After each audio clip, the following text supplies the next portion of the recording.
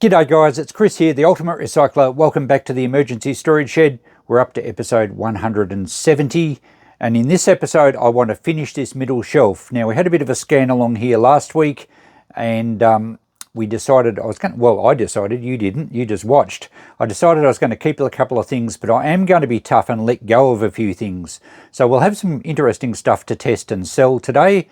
Last week we had that box of audio tapes, the reel-to-reel tapes, had some great comments, thanks for that. I have decided to keep them for now, particularly the Moog ones, which had a lot of comments.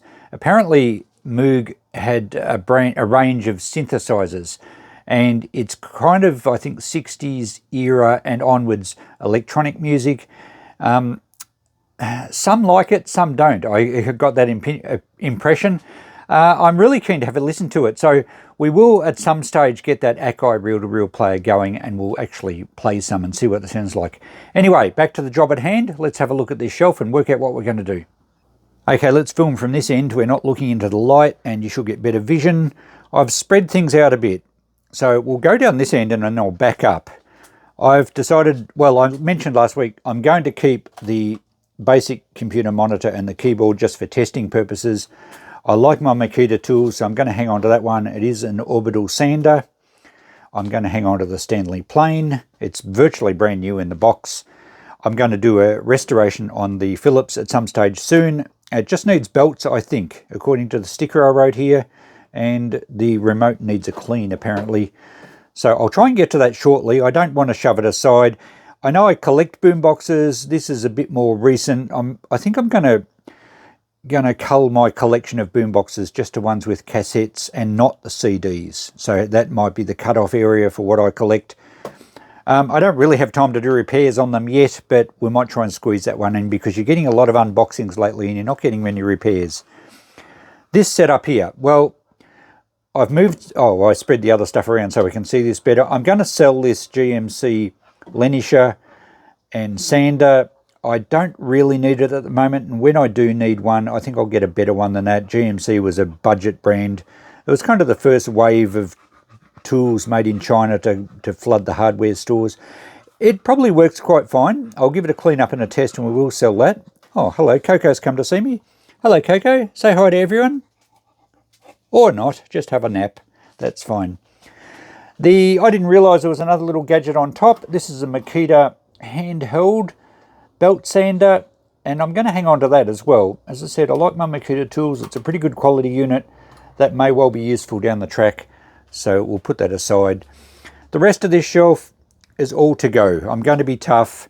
I do have a subscriber, Hugh Jeffries, that did ask about the oscillation transformer, so I'll make sure that's okay and work out what we're going to sell that for. I really, really like this vintage oscilloscope, probably 1940s era, but I'm not going to just keep things because I like them. I've got my boom boxes. I can't keep everything. And practically it doesn't have any use for me. I do have a modern oscilloscope, so we don't need that one. We'll give that a test and see if it fires up. Behind it, we have, you got my reflection. We have an all-in-one, I think it's an all-in-one computer. I think it's a HP Pavilion. There's a keyboard with it down there. So we'll get that in on the bench, work out what we're going to do with that. And that will clean up our shelf. So next step, we will start on the bottom, really only the other end. We have some vintage hi-fi gear under those shelves, an old World War II era radio of some description, and a really cool looking old box full of who knows what. Looks like a real mixture in that one. I'm looking forward to getting into that one. All right, back to the job here. Let's test these things. This is quite heavy, this unit, so hopefully it works fine. I'm thinking today we should actually get through a fair bit of stuff in a short time, really just plugging in, testing, wipe the dust off it. Hopefully we don't let the magic smoke out of anything, and then I can take them to the shop and sell them, which is great for new stock coming into the shop. It's good for my hip pocket, and it's good for making space. And if you noticed, the clock up there was the one that we got off the shelf there a few weeks back. I think Paul mentioned it in a recent video. Running beautifully. I haven't taken it to the shop yet because I've got one there at the moment and I don't really have anywhere to hang another one. I kind of like it there. It's just like an old friend talking to me. Let's get the rest of the stuff through and then we'll power them up. Okay, everything's on the bench. First things first, we'll get this one out of the road because it's the biggest. And I don't think it's going to be worth a great deal. These were cheap. As I said, they were mass-produced, come out of China, and they were budget models. I don't think they were made particularly well. Just checking the cord as I'm talking. There's no damage to it. You really got to check cords closely on things that grind and sand because they get damaged quite easily. This one seems okay. I don't think these are going to have much of a second-hand market. I did quickly check eBay, and you can buy belts for them. It's a belt drive from the bottom shaft up to the drive pulley here that drives the belt.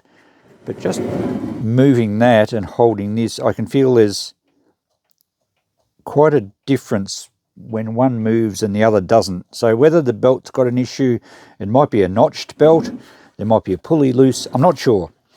So let's plug it in and see what happens. It's probably a good first rule of thumb, isn't it? Don't check anything first, just plug it in and see what happens. And stand well clear. Okay, it's plugged in through my appliance tester. And I'll firstly, before I touch anything, check an earth. So we'll power it on and make sure we have an earth there. Not reading anything there. Depends, some things are insulated, sometimes the paint causes an issue. I'm not getting an earth at all. Does it have an earth pin? Yes, it does. Is it perhaps double insulated? Let's turn it off and have a look for the tag. Should be a little model plate somewhere.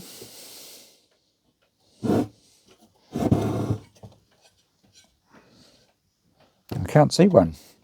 Well, we might be able to see where these are plate underneath. Oh, it's just on the motor. Let's see if we've got an earth to the actual motor. Ah, yes, it is earth to the motor. Okay, that's fine. So the motor may be insulated from the rest of the body. Oh no, there we go. We have an earth there. So it's fine. It's probably just the paint and the grime on the outside that stopped making contact. Rightio, so I think we're okay to power it up. Let's see if it makes a noise. Stand back.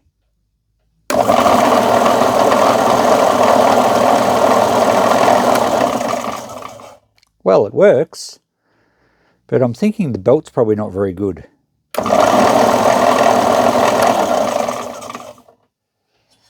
Yeah, okay, it seems to go okay. We will just take the cover off here. It's only one screw. We'll turn the power off and just see the condition of the belt. I'm not going to get a new belt for it anyway. If it's no good, I'm still going to sell it as it is, but at least I'll be able to tell somebody. Yeah, the belt's quite loose. I might get a zoom in on that if we can. The belt's very loose.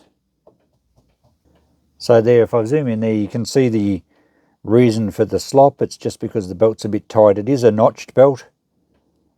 They're still working okay, but it probably would need replacement. I don't think there's a tensioner on it. I think it's probably just stretched. That's okay, at least we know. Okay, with that back together, all I'm going to do then is give it a clean up.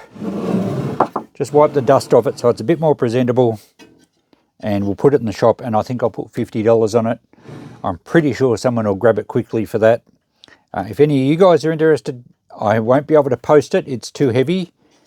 I think postage, I suppose we could, but geez, it's going to be expensive. Not sure what it weighs. I'll go and grab some scales and see what it weighs. I've given the sander a bit of a clean up, and we'll just put it on the scales here, and it looks like it weighs about 17 kilos. So it can technically be posted. I would have to take the side panel off here. I think it just undoes with one bolt. And it would be very expensive because it's going to be quite heavy. But check it out if you want. Duck onto the postage site, type in, say, 18 kilos to allow for some packaging.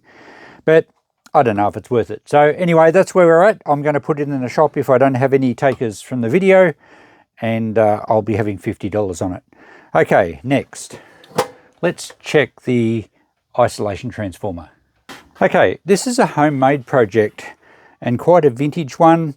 We got a heap of stuff, old radio gear and everything from a shed I cleaned out quite a while back, and I did a video on the series, and then like a lot of those series it kind of tapers out before I get back to everything. So this is something from there. Same with the oscilloscope, came from the same place. Right, she's very dusty. An isolation transformer, if you don't know, is just a protection device for when you're powering up vintage gear or stuff that possibly would be unsafe, and it just prevents you touching a live wire on the item you're working on that's plugged through this. I mean, you can certainly touch it, but you won't get electrocuted because there's no continuation of the circuit back to earth. Normally, if you touch a live wire and you're earthed somewhat, even just standing on the ground or touching a hot metal frame or something, because the active the circuit goes back through the neutral, which is actually tied to the earth, you will actually get a full-on electric shock. The isolation transformer isolates the active from everything else, so you can't just get yourself electrocuted by touching the active, but if you actually have the other hand on the neutral or an earth, you will certainly get a shock. It's just a form of protection, and it's great for when you're testing old gear that may be electrically unsafe, and just, yeah, good safety protocol when you're checking old things. But we kind of almost need an isolation transformer to test the isolation transformer. Now, I have one in my other room, but I can plug it through my appliance tester and use my earth probe to make sure none of the metal components are live, and we should be pretty good. Right, I might just dust it off a bit and then we'll, I guess, power it up and see if we can run something through it. Well, I was just about to fire this up and look what appeared on my bench. I don't know where these came from. I flicked a switch and suddenly they're here. Although it may have been Christine who brought them out to me, and my daughter Jess who made them. Very nice. Coco was here watching me. She's just leaving in disgust because I'm not sharing. Okay, we'll get back to them shortly. I just took the covers off here because I wanted to check something. Now, the isolation transformers, they isolate the mains power from the supply lines by a 1-to-1 ratio transformer. So 240 volts in Australia, or 230 I think it is now, goes in one side of the transformer, and you have the magnetic induction which creates a voltage on the other side of the transformer. Because it's 1-to-1, you have the same voltage out. But it means that the active on the output of the transformer here does not connect to the active on the plug, which goes to the main supply. So I've got my meter on continuity, and likewise the neutral does not connect. But, and I think this one's wrong, or at least perhaps it's okay for some uses, but safety wise it's not so good. The earth pin is carried through, and that kind of defeats the purpose of safety testing things, because if you've got an appliance plugged into here and you touch an active wire on whatever you're checking, and your hand is resting on the case of it, you will get a shock. So the live wire is still referenced to earth, and I don't think that's supposed to be the case. Perhaps it is in certain situations. If you're checking hi-fi gear, perhaps I think it does stop some hum coming through or something like that when you still have the earth connected. But Hugh, if you're still interested in this, be aware that the earth is actually carried through from the mains supply through to the test side, and you just need to be aware of that. The isolation transformer that I've got doesn't have any of these connected back to the main side, not even the earth. There we go. If you know a bit more about this than I do, or you want to clarify it a bit better than I've phrased it, by all means add some comments below. It's quite technical, so those of you who aren't into electronics, you can skip over this part. It doesn't matter. But I need to see if it works. So now that I've checked that, I'll just put the covers back on, and I'm going to eat my scones, and I'll be back with you shortly. Oh, she's come back. Okay, Coco, would you like a bit? I saved you a little piece.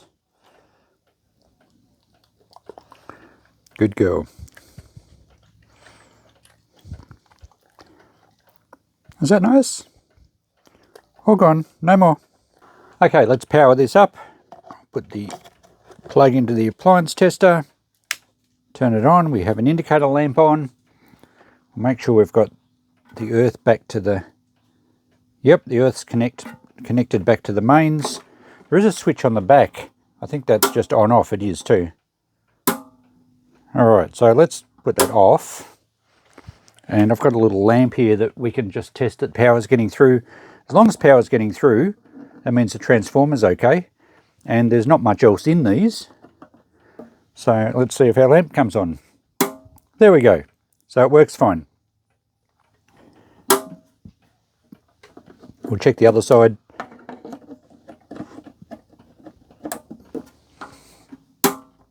Alright, so it works well, but we do have to be, well, if anyone that's going to use this down the track needs to be aware that that earth is still tied back to the incoming earth. Alright, there we go. Now, I've got to work out what to sell this at. As I said, Hugh Jeffries was interested. He might not be interested now that there's an earth issue, but then again, it's easy to get in and just actually disconnect the earth wire travelling from one side to the other. Homemade, pretty cool though, vintage style, 240 volts, 200 volt amp, which is 200 watts. I'm thinking $30. I could get 30 for it through the shop. And postage, well, it's pretty heavy. It's got a big transformer in it, so postage is going to add up to a bit as well. But Hugh buys quite a bit off me, so we'll just add it with other stuff. If he's interested, let me know, mate. Okay, there we go. Let's get that off the bench. Next, let's fire up the old oscilloscope. This is such a cute little oscilloscope. It's got a little fold-out stand at the front. It's in great condition. It's got all its knobs there. A really cool green... Oh, it's got a filter screen. Okay. It's just like a green tinted cover on top of the CRT. It's only a tiny CRT. Look, I've always really liked this. I like this era of electronic stuff. You've got the Hammertone grey paint. You've got the black Bakelite knobs. It's just so classy, I reckon. Anyway, I'm going to plug it in. Hopefully I don't blow it up. So there's a chance that it's not going to work. A pretty good chance, I'd suggest. The cord feels okay. It dates back to the early to mid 50s, I think, just after World War II. Original Bakelite plug. The wiring looks okay. And there's going to be a pretty good chance when something's near 70 years old, or about 70 years old, that capacitors mightn't be any good. There might be some valves that are no good. Hopefully it doesn't have any direct shorts. I should really plug it in through my dim bulb tester. However, I think the CRTs draw a lot of current right up, and it just, I don't know, maybe we should. Let's go and take it in to the other room and plug it in through my dim bulb tester just to make sure it hasn't got a direct short. Okay, let's power it up through my isolation transformer and through my variac to get our 240 volts, so I can vary the voltage if I need to. Maybe we probably should bring the voltage up slowly, because I believe that's a bit more gentle on old capacitors, but no, I'm impatient today. Let's just power it up. And from there it goes into my dim bulb tester up here. Can you see the globe? I think you can. So I think I'll power it up from here and see what happens. Alright, did we see? I didn't see any action on the globe. Does the thing have an on-off switch? Alright, what do we have on the front? Focus. Intensity. Oh, that's, oh, there we go. That's an on-off switch as well. Now the globe's lit up and is it dimming off? Looks like it is. So that's to be expected. The valves take a while to warm up and the capacitors will charge up. It draws a lot more current at the start, and then that bulb is dimming off. It's still drawing a bit of current, but the CRT probably takes a fair bit too. I don't know if we're going to get any sort of trace. So this was intensity. We better turn it up more. Focus shouldn't matter too much. It might take a while for the trace to actually appear if it's going to work. I don't know really how to use an oscilloscope, so I'll just keep twiddling knobs and see what happens. but there's a chance it's not going to work.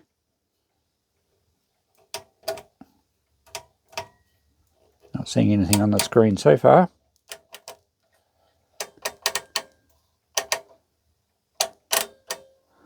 The contacts on all these switches are probably very dirty and oxidized. No, I don't think we're going to get anything. Just looking in the side, I can't see any glow from any valves, so there might be an issue somewhere. Alright, well, I think we're going to say it's dead. It is drawing current, but I don't know what's doing that, so maybe, yeah, not sure.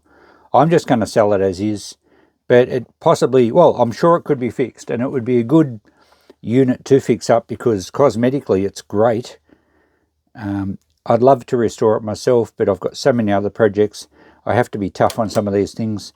And, you know, I don't have a use for it because these old oscilloscopes really just don't have the range and the ability to be handy diagnostic tools compared to modern oscilloscopes. And really, I think they're pretty much described as a boat anchor as far as electronic test equipment goes. But you can't deny that it's not a cool looking piece. Oh, hang on.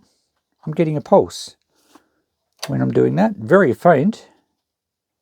Where's our intensity is right up. I see a little dot going across.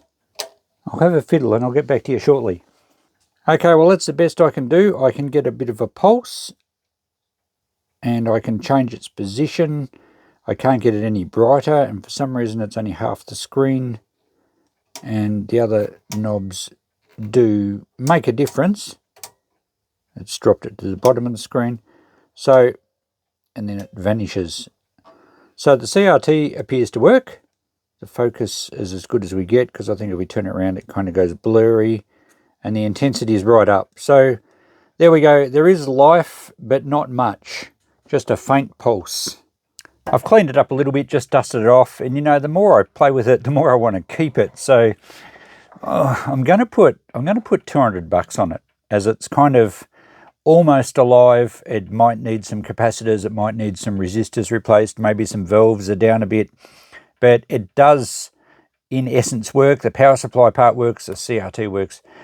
I feel if I can't get $200 for it, and I've had a look online and they are quite collectible and some of them bring reasonable money. If I can't get that for them, I'm going to keep it. Anyway, it will be for sale at $200. Next, and the last thing we need to do here is check out this HP Pavilion 23-inch touchscreen all-in-one computer. Came in the e-waste. I have the power supply for it.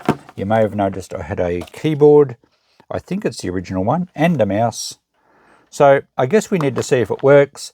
If it does work, can we reformat it, reset it to factory settings, and look, it may be worth $100 or so. They're about 10 to 12 years old, but still useful. So I'll dust it off, it's filthy, and we'll power it up and see what happens. Okay, let's power it up. I guess this is a Bluetooth. I suppose I should check batteries. Oh, there we go. It's got one battery in it. Might be right. We'll see if we get any action first. Now, how do you turn these things on? Is it switch somewhere? I think there's a little button under here. There we go. Very hard to find. Well, I pressed it, but nothing seems to be happening. Oh, there we go. Something is happening. It's going to come to life. It's probably password locked, is it? Oh, no, it's not. Okay, that's a good picture. Now, does the mouse work? Oh, we've got a button here to turn it on. There we go, mouse works. It's got a bit of stuff on it. It's got stuff in the recycle bin. So I'm guessing it needs to... Oh, they're just empty folders. Well, it looks like it responds okay. But I'm not sure if it's got personal info on it or not. It would have come in the e-waste. Anything in documents? The folders, last folder modified was 2024. Okay, Someone might have been through and cleaned up everything, which is probably a good thing. I think we need to reset it to factory settings. That will get rid of a lot of this stuff on here that isn't necessary. But that's good. And we need to see if the keyboard works. Let's just go to Notepad or something. What do we have here? Even calculator will do it. And do we have buttons? Yes. So that works. And the touch screen. Yep. Okay, beautiful. All seems to work great. All right, I'll just Google how to reset this to factory settings. It might be, given there's no password locks or anything, there might be somewhere in the settings where we can do it. And it's in good, complete cosmetic condition. No damages. We have the mouse, we have the keyboard. I think $100 would be a quick sale on this, and someone will get a very usable computer. I've just brought up the details of it, and it looks like we have an AMD processor, 16 gigabytes of RAM. That's pretty good. I don't know what hard drive it's got in. It's running Windows 10. So it should be quite a functional computer. I don't know if it's able to upgrade to Windows 11. The other thing we can check is the hard drive size. Okay, it looks like it's got 200 gig of a 200 gig hard drive, which isn't very large. That surprises me. But it has got a DVD player, which I did not realize. So the computer's all fixed up. I've taken it through the reset functions. It took a few hours to go through the factory reset, but it brought it all back to factory settings. I've just got through to the desktop, and what's this? Just a warning for antivirus. I've put a card game up here. It works great. By having the card game, you can show people that the touch screen works, and the desktop's really just, you've only got a couple of basic icons, so it's all reset. I think we'll easily get $100 for this. It's got a whole heap of basic HP games on it, and the DVD player as well. So it's going to be quite useful for someone, probably a good kids homework computer, something like that. Although all the kids probably have laptops from school these days. Anyway, I've got it out of the shed. I'm going to sell it. I think it'll move quickly. So moving to our notepad, I'll get the camera down here and show you what our total is for this week. So we've ended up with a potential $380 from cleaning off the rest of that shelf for this week. The oscilloscope, look, we may not sell it at that, but it may as well sit in the shop. If I'm going to keep it, I've got to keep it somewhere. Whilst we still have the shop, it may as well sit there. And if I get my $200, I'll let it go. But I certainly won't be disappointed if it doesn't sell. The other thing should sell pretty quickly. If Hugh doesn't want the oscillation transformer, I think that will move fast anyway. The sander should sell fast. So there we go. We didn't get anything back from last week because, as you saw, I decided to keep the reel-to-reel tapes for now. But a good total and lots more space made. And just a quick peek out in the shed here to show you that I have cleaned up all that. There's really not much left there now. Looking forward next week to getting into some of those boxes down the end, and that will make even more space. So thanks for watching another episode, guys. And remember, I am getting more serious about moving some stock through YouTube. So any of you guys interested in anything, I know I've been having consistent sales. Almost every video I've been selling 1 or 2 items, and that's been going for quite a while. But now I am prepared to post any value to members, and I will post internationally to members as well. And I haven't been doing international posts. I know the cost of shipping does make things not viable quite often, but it's there if you're interested. And I appreciate the support from all the members. I am getting quite a few members on all tiers, and that's just fantastic. I'm trying to keep messaging them so they feel special, because I want to give something back. I don't just expect people to donate and, you know, help keep the channel going. It really inspires me, which helps keep the channel going as well. But I want to give something back, and the early access, the 24-hour early access, is proving pretty popular. So thanks for watching, guys. I will still do a post on the community tab, just a bit more detail about the different membership levels and different options for you if you do want to support the channel. We'll catch you in the next video. Bye for now.